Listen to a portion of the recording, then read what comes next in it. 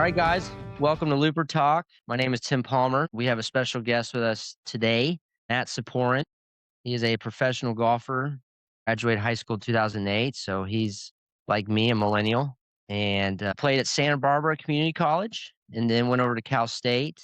And then 2016, he played on the Mackenzie Tour. And then on 2024, he played in the Australian Tour, correct? Yeah. Yeah. Yeah. And so what we're doing is we're speaking to a very qualified playing professional. And to me, this is what this show's about. We're going to showcase his story and tell the world kind of the struggles that he faces. And we're just going to have a good conversation today. So, Matt, off gate, in terms of talent and finance, etc., what would be the main attributes a player needs in order to pursue the PGA Tour? I think right off the bat, it's two things that kind of pop up in my head. One of them is the reason why you're hosting this podcast is to get guys some more exposure. And if that turns to some sponsorships and money, that's kind of what holds a lot of guys back that are good enough to make it. They don't have the bankroll to be able to play the amount of tournaments they need to give it a real crack. I'd say that's one. Number two is you just got to play good golf. And if you play good golf, kind of the rest of the pieces will fall into place. And you can play good golf at the biggest event for you of the year, whether that's your hometown open or it could be at a Q school. But so if you play good golf, I'm a believer in everything will fall. The chips will fall how they may. And generally, they're falling in good places if you're playing well. But at the same side, to play my own devil's advocate, like Q school only happens once a year and it's not cheap anymore. I don't think it was ever cheap, but it just seems like year after year, they just keep packing on a few more $100 and you're like, this is my major.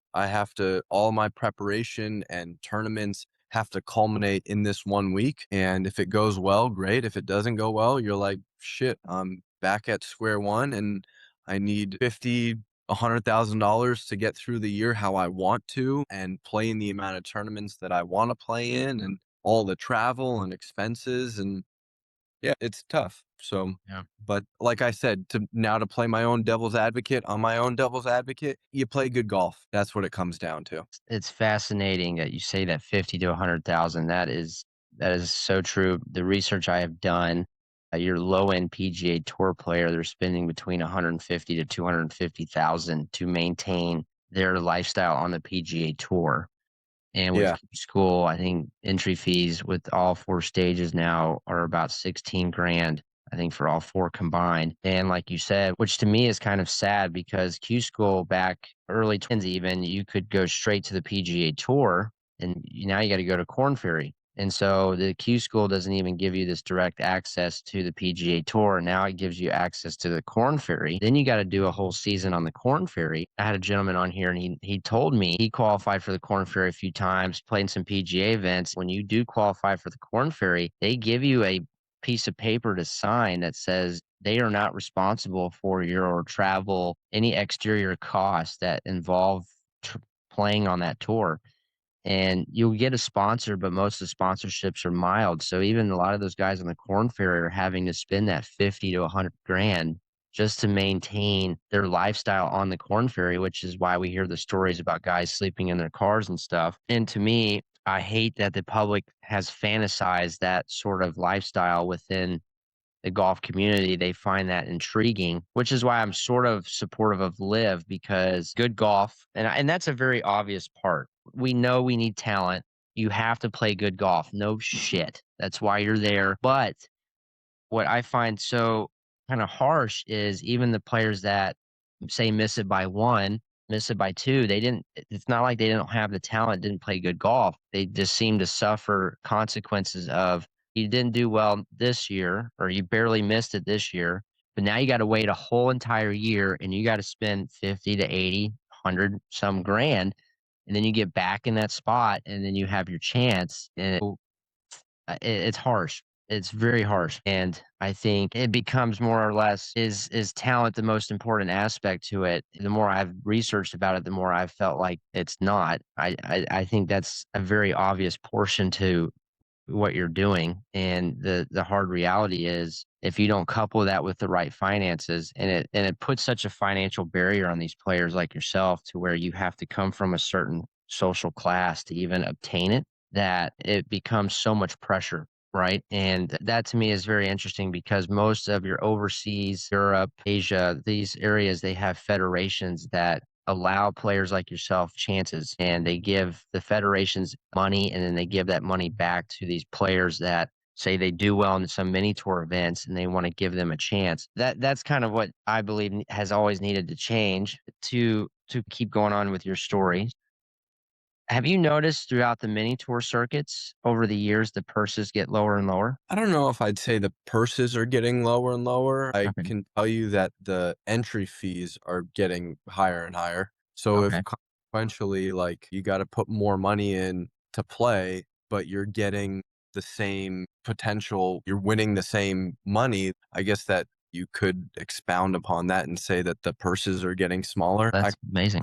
Yeah, I can remember playing in mini tour events when they were like $700 for a 3-round event, which at the time I was like, "Man, that's expensive." Yeah, now they're like 1,400. Is it the So same? So that's what I've noticed. If back in 2012, you'd pay like your 700 for an event, and we'll just make example here, the purse ends up being winner gets, we'll say 10 grand. Now the purse is still 10 grand 10 years later, 12 years later, but the entry fee is almost double. Does that yeah, sound right? Okay. yeah, that I'd say you just yeah, what you just said was right, and it now that I'm hearing it coming from somebody else, I'm like, "That's bullshit," you know? Right. It's hard. So many people, when I tell them, people that I just meet for the first time, that I'm a professional golfer, they're like, "Oh my god, that's so cool." And I feel like they have this idea of what in their head what a professional golfer is, and they don't know the levels of professional golf. I feel like everybody just assumes that you're a professional golfer or you're playing with Tiger Woods. That's awesome, and they don't know that, I pay $1,400 just to go to work. If I had a bad first 2 days, I'm out $2,400. Oh, So, yeah. yeah, it can be rough, and yeah, I tell people it's like mini tour golf is basically like glorified gambling. You're playing for the money that you're putting up, and the tours that are running it, they take a small cut. They have to pay the courses, and they gotta pay the 2 rules officials that are out there, and they gotta pay for the water bottles that you get on the 1st and 10th tee, Mhm. and that's kind of it. There's not a whole lot of mini tours that have sponsorships that put up some money. There are a few, and those are the ones that I would tell guys to go play on. And if you're in a different part of the country than where those tournaments are, then you're talking about airfare and lodging and food. And now it's like you're spending 2 grand on all that before the entry fee, which is so. But some mini tours do it better than others, and yeah, it's a rough life. Unless you're finishing in the top 10 for those bigger mini tours, or like a top 5 for a mini tour that's on the West Coast or the East Coast, like, you're not making a living. No. No. And from what my understanding, back early 2000s, this is when I think we were still in high school. I don't know. Obviously, you growing up through high school, you have players that were playing professionally or even in college that were heading professionally, like the Nike Tour, the Hooters Tour. I know the Nike Tour is probably more or less the Corn Ferry now, but to me, it seemed like back in those days, you could actually make a living on the mini tour circuits, at least from my understanding, that a lot of these purses were still the 15, 20,000, and they were only paying like $500 for an entry fee, and they had all these sponsors and they had a lot more opportunity. And so these mini tour events, sure, you might not be, say you play well in the mini tour circuits, then you fail on Q school, and then you go back to the mini tours. At least the guys that were bouncing around the mini tours could make enough money to survive. Whereas I feel like in today's generation, like you said, if you're not getting top five consistently, you are losing money every year. There's no way you're not. It's impossible nowadays. I'm trying to think of some tours. So you have the Outlaws Tour, even out east, you got the Mountain Golf Tour. What's the Florida Golf, the Minor Golf League, right? So there's all these sort of mini tours, but the Mountain Golf Tour, even in North Carolina, they're 1 day events. There's a couple 2 day events, but the 1 day events, I'm assuming, I think the entry fee is like 500, $600, and then the winner's only getting maybe 3,500. Yeah. And on a 1 day event, as you know, I don't find those very productive because you better get hot early and you got to shoot some low 60s off the gate. And I'm not saying we're not capable of doing that, but man, if I'm through 9 holes and I'm one under par, I'm like, shit, dude, I'm just going to have to chalk up unless I shoot 7 under on this 9 holes and get it to 8 under to where I have a legit chance of winning this thing. I'm already lost gas. So what I have noticed is the slow deterioration of the mini tours, and then Q School also being countered to Corn Ferry. So I'll tell you a story that I researched, and don't get me wrong, this player's a great player, obviously. So Max Homa, he's from California. I think he went to University of California, maybe. Yeah, he went Uh, to Cal. yeah, obviously he won the national college tournament at the end of the year and was on and off the Corn Ferry for a while. And then he qualified for his first PGA Tour season. And he played in 16 events and he only made 2 cuts. His total amount of money he made was $18,000. That's all he made for the whole year. And then the following year, he went right back to Q school. And I tell people all the time, a guy like that, which I'm not saying he's not talented, we obviously know that part, but if that player didn't have the financial impact that he had coming from whoever it was, we would never know who Max Homa was. We never would. If you did the math, he ended up losing at least $100,000 to $150,000 that year. Easy. And there's no sponsor who is sponsoring a low level tour guy. It may be. I don't see it happening. Again, there's not the research on that. There's not enough information for me to dictate. But that story alone told me a lot of things. It said, okay, Max Homa without financial backing would not be where he is today. No chance. That would have been the best he had. And someone has said, look, you tried your hardest. We lost a bunch of money. You need to go sell cars because we are 6 figures in debt now. You need to figure it out. So and he showed up on the Corn Ferry or the Q school the following year, like no problem. Went right back to it, paid the however much money. I think he got straight to final stage. And I don't know if they have to pay the full amount there, but it is fascinating that somebody like him, without that chance he got, he would have never been where he is. And so I always thought to myself, how many Max Homas are out there? Not because of their talent, it's because they didn't have the access. Their runway was not long enough for them. They only had this amount of a runway, and because they failed, that runway expired. But Max Homa's runway was so long because of the financial backing he had. He had the availability to fail and to embrace that failure and to understand what competition was like on the tour. And so that extra runway that he was getting from whatever financial person that was behind him, he was then able to do it again. And then because he was able to do it again, that's how his career ended up being developed. And again, great player, very talented. That's not what we're talking about here. The problem is we have players like you who are, in my opinion, we're talking a shot and a half to 2 shots at most difference between a guy like that now and you. That's a maximum. If you play well and he plays well, you guys are battling on the same playing field. And same with my buddy I was telling you about. There's very, very small differences on these, especially Corn Ferry guys and the mini tour players from your top 30 PGA Tour players. Most of the time, it's a couple of 10 footers they made, or or maybe one bad drive they didn't hit. It is such a small margin of error that you cannot sit there and be like, oh, well, a mini tour player is 5 shots worse than a PGA Tour player. That is false. That is false. Trust me, I know you would agree with me on that. We're talking to a player here that has shot low 60s in tournament rounds. You don't get that kind of talent and that sort of availability because you're financially available. That is strictly the talent portion that we have talked about, and that's obvious. But without that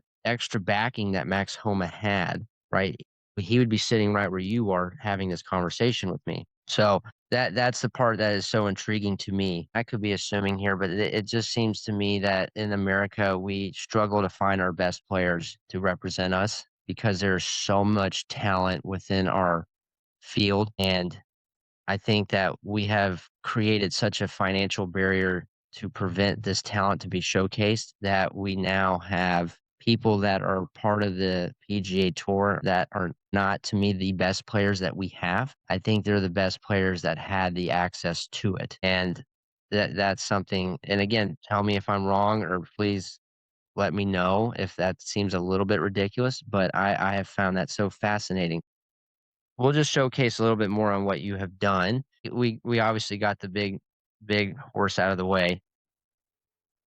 What was your best tournament ever? What to you was like, okay, this tournament, like maybe it doesn't even have to be scores. It could be performing on the biggest stage. What was something to you where you were like, okay, I got it. This is definitely it. Yeah, I mean, I've won my fair share of mini tour events and multi-day, 2, 3-day events. You get onto bigger tours, like, and my only exposure to those bigger tours are the Mackenzie and the Australasian Tour. And you're playing in tournaments that at the end of the day, like it's just another golf course, right? Right. You got a few more people there watching you.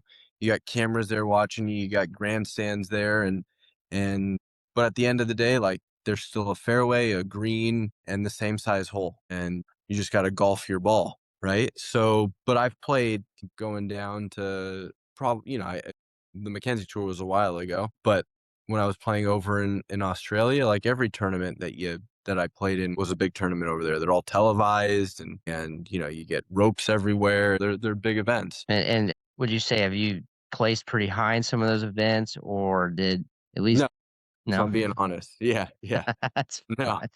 no But shit, but the but thing so to pivot off of that, did you're very obviously you have plenty of experience, and then to see the cameras and the ropes, obviously there's a different element. I always think of it as an element of consequence. Many tours you just lose some money. Once you get to the bigger tours, excuse me, you have a status portion attached to it, so that consequence gets a little bit bigger, which puts a little bit more pressure. But I feel like what you're dealing with is more of a mental thing than it is a physical thing. And like anything else, if you stay in that fire long enough, you begin to become used to it.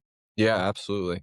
And I think would you sort of agree with me on this? That players like yourself, it's when you get to a stage like that where you had the ropes and the grandstands and the cameras, it wasn't necessarily the issue of playing good golf. It was the fact that you were dealing with a different element of consequence, which led to different perspectives of the game that you might not have known about yourself until then. Yeah, yeah, for sure. Yeah, I would say like I have no problem. I'm not adverse to pressure. Like I have no problem being thrown under pressure and I welcome it. That's fine.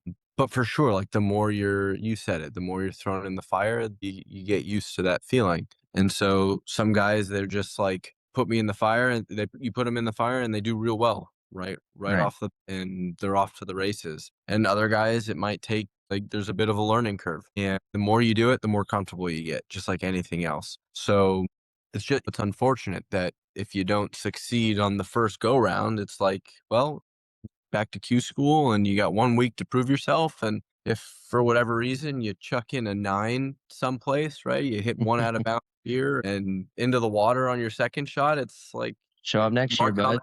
yeah, mark it up on the calendar for next year. Yeah, it's and you're right.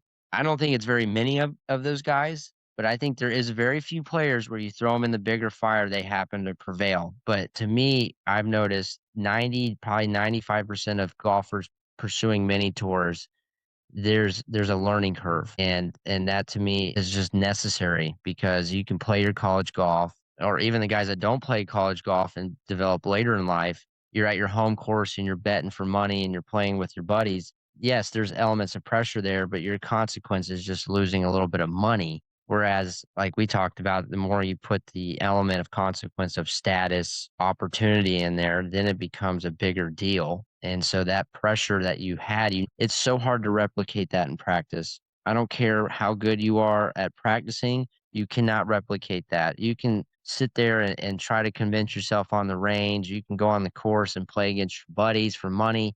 You sure that does help.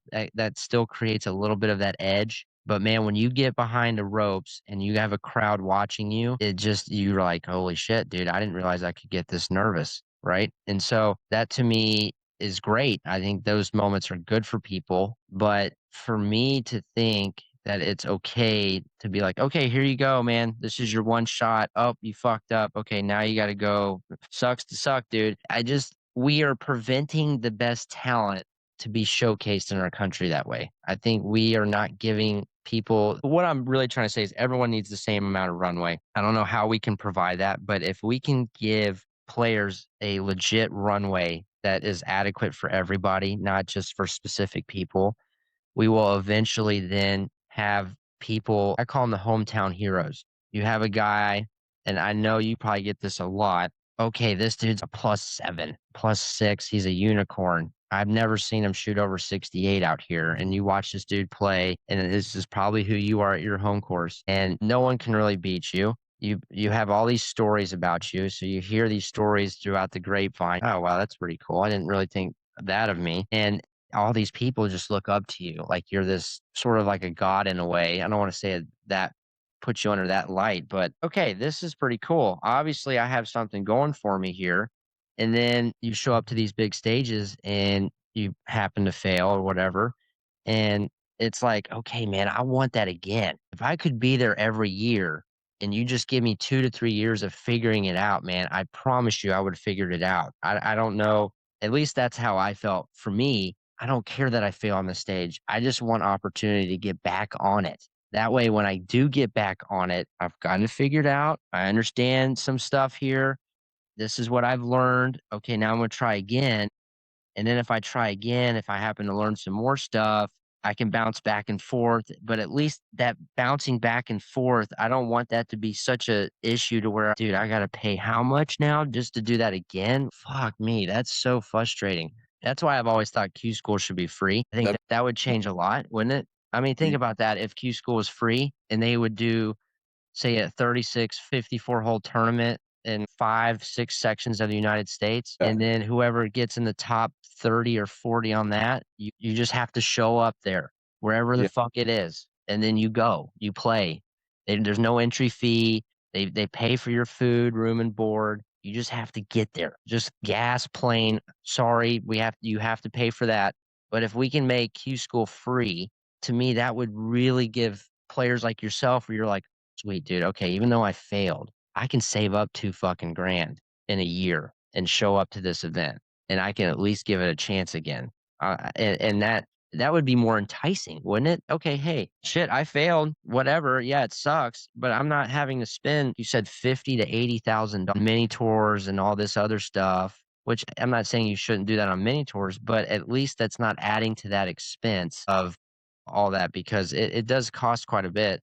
We said 16 and then you're looking at food and travel and all that. It ends up becoming a 25, $30,000 experience to go through the entire Q school sector there. And so that, I don't know, that's something I've always tried to think about is what if Q school was free? How many yeah. people would show up and how much talent would we have seen of people?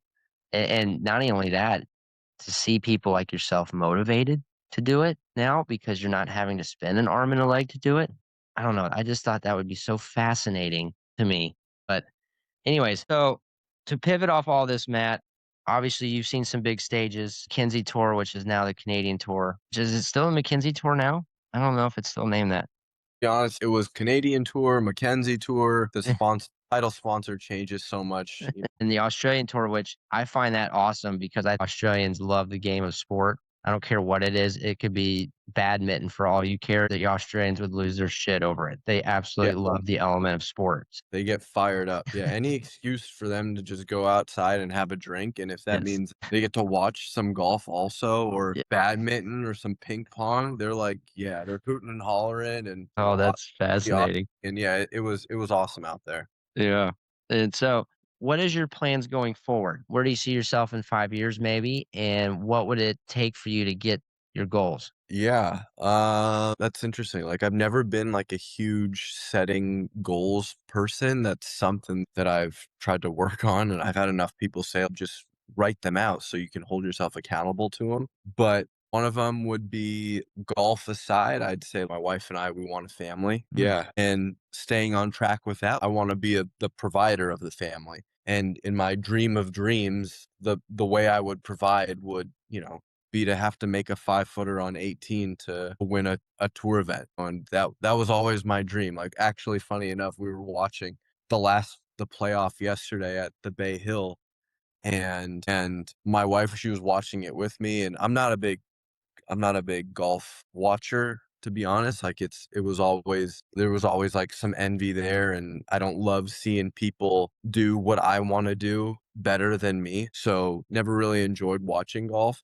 But when he knocked in that putt in the playoff, the tap in to win, my wife, she looked at me and she was like, "Are you sure you don't want to go back to Q school one more time? I really want to run out onto the green and give you a hug when you win." And man, that would be a dream. Like I would love nothing more than to have her run out in a sundress, carrying a baby, finally saying like all the hard work that you've put in over the X amount of years has finally paid off. You've reached the pinnacle of your sport. That, you know, that's obviously a goal or a dream. So I would like to keep playing golf. I would like to I'm kind of, in all honesty, I'm at the point where, you know, I want to start making some good money, and whether that's going down the route of teaching a bit here and there, you know, I try and do that to supplement some income. I have a few other things and, you know, that are kind of cooking up in the works, but they all take away from from the major dream of, you know, playing golf. So would I love to be able to put all that aside and have somebody back me and be like, "Yeah, here's, you know, here's $150,000 for the year that should cover your rent and groceries and tournament expenses and tournament fees, and just I could care less if you pay me back. You know, I don't need you to pay me back. I got enough zeros in my bank account where I can just have some fun with you. Somebody writes me a check for that much and just says, "Go out and play." I could give a shit if you lose it all. That would really kind of be pretty freeing.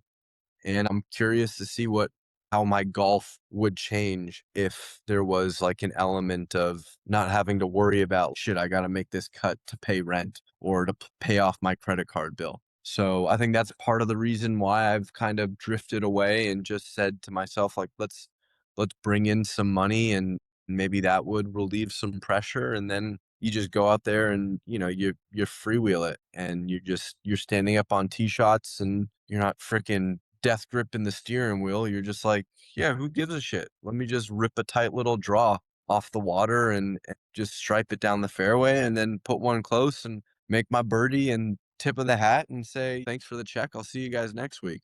Yeah. Well, I think that to me, it sounds like your gut instinct is going to be that's where it is. And I don't feel like your fire's out yet. There's some fire in there. I can just tell by the way you talk is so close to how I feel about stuff. I can't watch the tour for the same reason. And even then I feel like players like yourself are even a little more talented than me that have even a better chance. And to hear that coming from somebody like you, that is one, it's true, and it's kind of disheartening because it's so sad. That's what it costs nowadays. And you're right. For you to feel comfortable on that first tee, to know you're going to Q school and that's taken care of, to know you have a mini tour schedule in front of you, to know that every tournament you're playing in, even if you lose all the money that you were given, it's fine. It's not that big of a deal. People don't realize Tiger Woods, when he first started back in 96, he had a contract with Nike for $40 million and it was guaranteed money. This is in the 90s, by the way. He had $8 million a year guaranteed in his bank account every fucking year he played his first 5 years on tour. I'm not saying he's not talented, dude. He's a very talented player. But like you said, when you have guaranteed money and you don't have to make a cut to earn a paycheck, golf becomes a lot easier mentally. And a player like yourself, if you didn't have to earn a paycheck every week just to survive, if you knew that, okay, I can fail, but my runway is so long that even after my failure, I have a lot that I can still pertain, and there's a lot of opportunity still here for me without my family financially struggling, I can really prevail in this sport. So I'm going to do my best. I really want to showcase your story. I'm going to talk to some people I caddy for that are always interested in sponsoring people. But what I really wanted to today was talk about, coming from a player themselves, the financial issues that you deal with. And that's kind of why we got right into the heart of it, because it is kind of a long conversation. It's a tough conversation to ask people for money. But the reality is, these golfers that you're seeing on my channel, my show, we have one here currently. This is not a game where you can just be super talented and expect things to be handed to you. It does require some social class there. And in order for Matt to have a family, in order for Matt to really be somebody that he wants to be, and he's adequate enough to be it, there has to be some financial backing just to even obtain that possibility. So what we are going to do is going to do my best, and I'm going to try to talk to some people and see what I can do in terms of helping you out, at least giving you conversations with these people. Because to me, my advice would be stay practicing as much as you can. Definitely have kids. Yeah.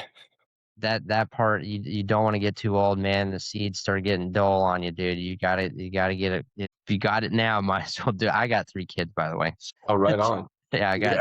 I got a daughter and 2 boys. My boys are 14 months apart, 8, 2, and 1. So it's just it's great. They can't my youngest cannot sleep without a golf club. That's another part of my motivation is I want him to have a legit chance. I could just tell in his eyes he's gonna be one of those just nasty. It's just he can already hit a ball. He's barely 1.5, and he already changed his grip on his own from Yeah. watching me. So I'm like, holy fuck, man. This is what Tiger's dad was talking about. Yeah. Dude. I got one. Yeah. Oh, he's gonna be nasty. Players like yourself, I always tell them, hey, don't let society keep you away from what you're good at. Practice as much as you can. And I highly suggest if you really want to make some money on the side, look into caddying for a little bit Yeah. if you can. And I know you probably know some caddy yards, and I know caddying's kind of weird, but that way you don't have any resistance of making money. You can just show up. And caddying, dude, is so easy for us. It's a joke. These guys ask you how to hit a bunker shot. You give them a little tip, they'll throw you an extra $50. Caddying at least is interesting because you're at a golf course. So you can hit some shots with them on the side. It takes you maybe 4 to 5 hours out of the day, but then you can show up, you can go to a golf course right afterwards, practice for a little bit, maintain some sort of integrity to your game, maybe work like 3 to 4 days a week. That way you can cover the bills. And then on your weekends, if you need to gamble to make some money, fine. Or even show up to a mini tour event. But the main thing about caddying, which is good, is you get to meet people who can then maybe help you out. And so I would highly recommend making a resume, a playing resume, and tell people how good you are. I know it sounds corny, and golfers, we are the hardest at this. We hate telling people how good we are at the game because we know how it is. The minute I tell you how good I am, the minute shit hits the fan. I don't know why, but it's like the golf gods, maybe. I don't know. And people who understand that will know that you're not gonna see some guy's a +6 and he happens to shoot only 100. Oh, it's like, dude, come on. I don't wanna show up every day thinking I gotta shoot 63 to impress you. Yes, I would like that, but we're golfers. That's just the element. It's a tough fucking game, right? We understand that. But the good thing about caddying is you get to meet some of these guys that have money, Yeah, sure. and that'll hopefully get you maybe if they know you, they have a friend and their friends want to sponsor somebody, and you got a good resume, dude. You played on the Australian tour and you played on the Mackenzie tour. You're not your normal caddy. Okay. Like me, I never even came close to doing that. I just played some mini tours, I've made most of my cuts in my sectional events. I've gotten top 10 in the Washington Open. Or no, it was a top 20. Yeah, it was top 20, whatever. Who gives a shit? But the thing is, like even me, that's just a PGA sectional event. Courses at 6,300 yards. Like that's nothing. Like you legit made a PGA sub tour twice, not just once, twice. So your playing resume is plenty good enough to convince people, hey, this dude's got something. We need to give him a chance. So caddying would at least get you hooked up with people on the networking side. What I'm going to try to do is through Cameron's channel, and Cameron knows all these people with money. We're going to try to talk to them. And a lot of people he knows, I don't know how they make this money, but 50K should not. I mean, we get 15 people to donate $10,000. Dude, that's a joke for some of these people. There's a guy down in South. His name's Daniel. He runs charity events, and there's a lot of celebrities that end up going to his charity events. So I can then get him talking to you because you all are in the same area, and that maybe you can go to one of these charity events as a pro and get hooked up with a celebrity or somebody and then they can see your story, and then you can at least talk to them about it, and that might be a way. So I don't want to put any guarantees, but what I really want to do for you is I want to give you one last shot, legit shot at it. And so that at least your soul can feel at ease, because to me, from what I'm hearing and what you sound like, it's not over yet. And the reason why I know that is because you can't watch the guys on tour. And I don't blame you, because it's so hard to watch people doing what you're supposed to be doing. Do you have any ideas, maybe, about all this, or does this all sound fairly good to No, you? yeah, I mean, this sounds great what you're saying. No, I'm on board. Listen, people that go out of their ways to help other people, it's like you're a dime a dozen. Or maybe that's not the right term. There's so few of you, right? And I don't know if that's the dime a dozen or if that's a penny a dozen, but there's so few of you out there that do that, right? Everybody's just so consumed about themselves and how do I get 1,000 followers on my Instagram page? It's like, man, there's bigger things in life than just your popularity. So, fuck all that. yeah, I could care less about that. My y and the thing I hate, and then don't get me when people say they want to grow the game, fuck you. You want to yeah, grow your pockets, dude. You don't give a shit. The game doesn't need to grow, dude. It is so addicting as it is. This game doesn't need to grow. As we can see through COVID, if you force people outside and they have to play a sport, golf ends up becoming the most popular sport. I mean, they could have played tennis for fuck's sakes, but what do you think? They played golf. No shit. You're outside, you're playing these beautiful courses, you're with nature, and you get to buy all these accessories for it and shit. I mean, golf is so addicting, dude. It doesn't need to grow. The problem is it needs to be accessible. And that's the real problem. And accessibility starts from the top, and the top is the professionals. If we can make the professional side accessible to everybody, to where everyone has the same runway, then that'll bleed down to the junior tours and all that. But it has to start from the top. And players like yourself, and I know you have buddies that you probably all sit around after a round or whatever, and you talk to each other, and you're like, "Fuck, dude, I'm 15,000 in the hole. I've maxed out 3 credit cards. I only missed 2 putts today. One of them lit out. If I would have made those 2 fucking putts, I could have at least made more of my money back. We were like inches away from it, and this is insane. Now I have to consider not even doing this anymore, not because I'm not talented enough, but because the ball didn't fall in my favor today.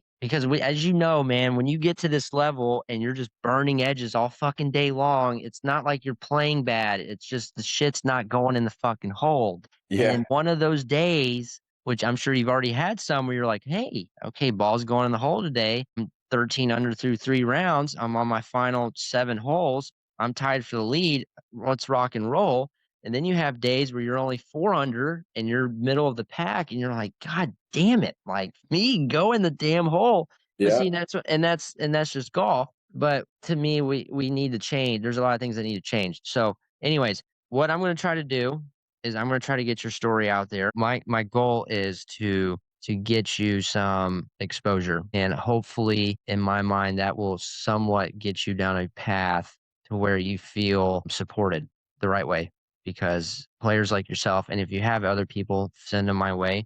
But that's been my goal. And I'm trying to gain my following as big as I can, because the more followers I have, the more exposure you all will get, and the more possibilities that this could then create a connection, boom, and then you're off doing your thing. Because I could care fucking less about I'm caddying. I think eventually someone's going to want me to caddy on tour. Hopefully not, because that's you talk about a tough life. I won't be around my kids much at all, but it's really good money. But I'm hoping if I can get a sponsor for this podcast, and maybe I can just do this podcast, and then I can, or I should stop calling it a podcast. It's a media brand. But what I can do then is I can still promote more stories, and then promote players like you, and try to really, to me, there's so many hometown heroes that are float around our country that really deserve a chance. So that's my goal. I'm hoping that we can showcase what you've gone through, and let that kind of light shine on the aspects of your career. Before I let you go, I know we've talked for what, about an hour, maybe under an hour. That's perfect for me. Is there anything? This is kind of the last question I'll ask you, for your younger professional who is going through the same thing as you, what do you wish you would have told yourself 10 years ago for advice to help out a younger professional today? I would say if playing professionally at the highest level is what you want to do, then to our point earlier, you just gotta throw yourself in the fire as often as you can. So you gotta play in every tournament you can get into. You gotta play in as many money games at your home course as you can, just to feel under pressure as often as possible would be. I mean, like you said earlier, you can't replicate that when you're out practicing on your own. No amount of practicing with a buddy or a couple buddies is gonna do that. So you got to be out there playing for $100 when you only got $20 in your pocket. That's how you're gonna get better. And it's hard. It's hard to tell people to play in as many tournaments as they can because they might not financially be capable of doing that. But exhaust all of your resources. Talk to if you're a member at a club, just be real sociable and talk to all the guys. I was fortunate enough to play at a golf course where I'd been there for so long. It was like I almost spent more time there than I did at my home. And I got to know a ton of guys and some guys were better than others and they helped me with little bits here and there. But just be friendly, be sociable, play with as many members as you can because to your point, the more people you meet, you never know who's got a fat checkbook and they're willing to just cut you a check. So play as much as you can, meet as many people as you can, and if it's your dream, people don't realize how close they are to achieving their dream when they give it up. It could just be you just need to turn the corner one more time and there's the finish line. So don't quit. I guess that's advice that I should probably I was about to say, bro, you're right. That's you right there, dude. myself. Yeah. Well, Yeah. and I can feel that from you. I feel like you're at that brink, call it a breakthrough. And I still am waiting for mine, by the way. I'm waiting for that day where I just shoot back-to-back 62s and I'm win the field by like 30 and I'm like, "Man, there we go, baby. I'm in." Yeah. Well, anyways, but I feel like you're right there, man. I feel like you're at this point where you feel lost and you feel hopeless and all these negative feelings are tough and they weigh you down, but that pressure and that anxiety and all that could really push you into a direction where you break through all that and then things come to light. It's weird to me sometimes you feel so far away from your goal when you're actually much closer than what you were even 5 years ago. Even Yeah. though to this day and age, you're like, "Well, I don't have any money. What am I doing here? I'm repeating the same bullshit over and over and over again, and I feel like I'm getting stuck in the quicksand, and the faster I move and the more I move, the deeper I sink." Where in reality, all you gotta do is just sit still and continue being what you have to be, and then all of a sudden, poof, the quicksand lets you go, and you broke through, right? And I think you're right there, man. I could just tell. And to me, again, I don't know Cam very well, but I know Cam, and he's always told me that you were, I think, one of the best players he's been around, and he has seen some really good golfers throughout his years. And so you have people that believe in you in terms of seeing you from the outside, not just your family. We're talking, and I know you probably have buddies that say the same shit and all that. So, but I think what we can do is we're going to try to get you some at least a good runway. That way you can feel, and to me, what I think would be a really good idea is fuck Q school, start going to these pre-qualifiers on Thursday. Yeah. And you know what I mean? And so when the tour begins at the California swing and they go through Arizona even, Waste Management Open, all that shit, that would be cool for me to be like, "Hey, dude, you got 4 pre-qualifiers bought and paid for. You're gonna get paid. You're gonna get enough money to travel there. You get to play the courses a couple times because the pre-Qs, usually you only have to shoot between 1 under to 4 under to get into the Monday, and then that way, the Mondays, not saying we're trying to make it that way, but you can get around some high pressure tournaments on the Mondays so that you can get adequated with that, and then that way, you start to feel like, "Okay, this is what it is," and so you do that for a couple years even, you never know. You might find yourself in a PGA Tour event because all you gotta do, you make it on the tour, you make a cut, boom, you got a fucking career, dude. now you're Yeah. in, right? Yeah. And then you just set sail. So I don't know.